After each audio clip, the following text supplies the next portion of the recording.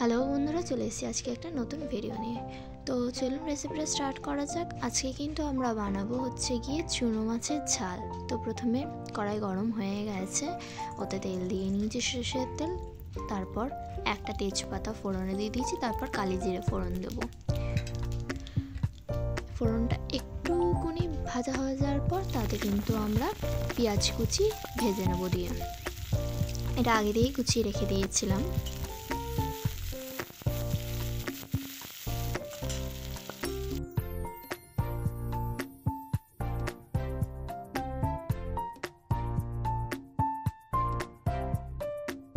পেঁয়াজের মধ্যে কিন্তু স্বাদ অনুযায়ী লবণ দিয়ে নেব, আর সাথে এর মশলা অ্যাড করব, সেটা হলো আদা, জিরে, শুকনো লঙ্কার পেস্ট। এগুলো সব আগে দিয়ে করে রেখে দিয়েছিলাম আমরা। আপনারা তো জানেন আমরা সব ভিডিওতেই আগে দিয়েই পেস্ট করে রেখে দিই।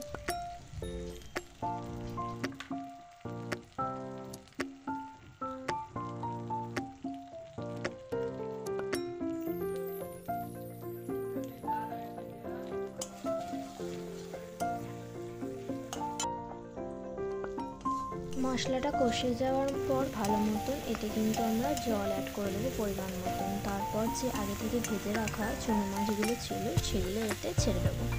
ছেড়ে দিয়ে সামান্য কিছুক্ষণ নেড়ে ছেড়ে নেওয়ার পর রেডি আমাদের চুনো মাছের ঝাল।